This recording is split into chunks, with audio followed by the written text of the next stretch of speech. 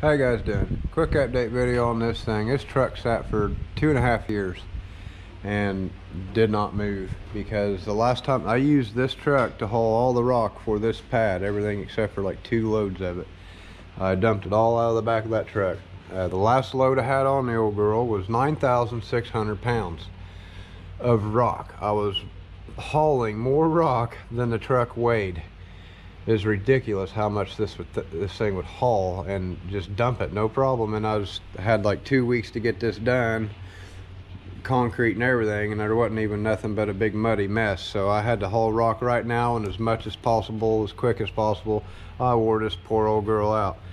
Had a 514 gear in it, which is completely wore out. I actually still drove it in here twice, as a matter of fact. Drove it in here. It's not happy, but there's a spot where you can hold the pinion with your foot and the whole ring gear will turn. It's completely wore out, trust me. Now my hand's dirty. But completely wore out. It's a HO72 Eaton rear axle. Very, very hard to find parts for, and that has metal in it because I feel it in my hand now. That's awesome. Yeah, you can't touch that thing without getting metal all over you. It's completely, oh, that's good. Put it on my computer parts. Doesn't matter, that's old junk. Anyway, it was a nightmare cleaning that housing out, put it that way.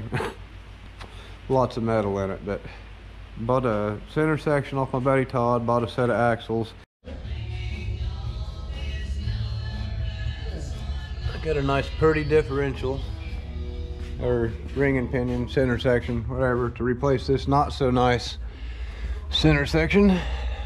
I could have reused my axles, but they had just tad bit of wear on them, you know, so I was like, well, that looked like a brand new ring and pinion. The axles look brand new. There's no wear on anything. I just used the new stuff, but I got a 456 gear in it now. It had a 514. So the 514 to a 456 is going to be a huge difference. It ought to be real nice.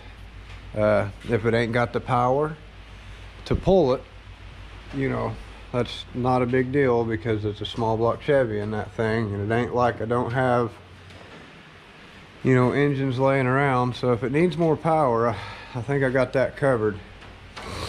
But I think it'll be fine.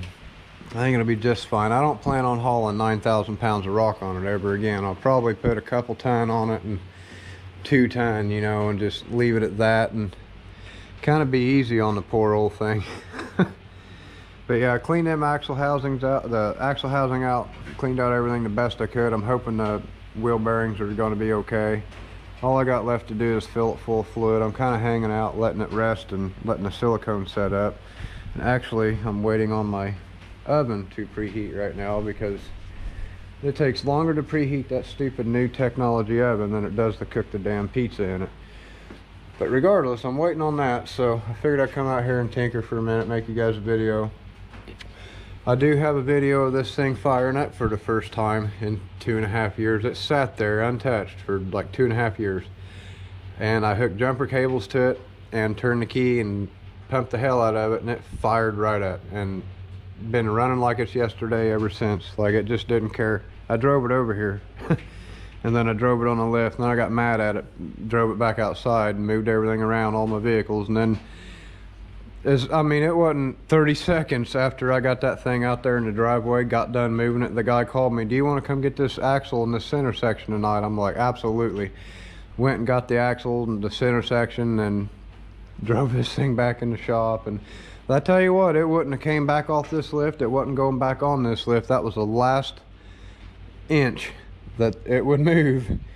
It would not move another inch, put it that way. It was done. That was as far as it went, exactly on the lift, exactly where it's at. It wasn't going no more forward, no more backwards. It was completely cooked right there, and it was perfect. It was like it was meant to be. I was like, okay, that's all that rear axle. Let's stab this one together, and here we go. Yeah, I love this whole truck though, man. It's such a nice truck. They don't make them like this anymore. You can't find something you can't get this experience driving a truck these days. Like, new vehicles don't drive like this. That one's manual brakes, manual steering, old school gearbox. Like, It's so basic. I love driving it around. Anyway, there's y'all an update video. When I find the footage from when I started that thing up for the first time, 'cause it's on an SD card somewhere mixed in with like 20 SD cards. So I'm gonna have to go through and find out footage. I will upload that eventually, because it surprised the hell out of me how it just fired right up. Old gas and all. You wouldn't believe how bad the gas stinks in this. But yeah, that thing is cooked, and there's a lot of metal in it. It was so bad the oil is magnetic. There's 2 little tiny magnets underneath of that blob of oil right there that I need to retrieve. But it's literally covered in pieces of gear and magnetic grease. Like, all the oil in this thing is magnetic.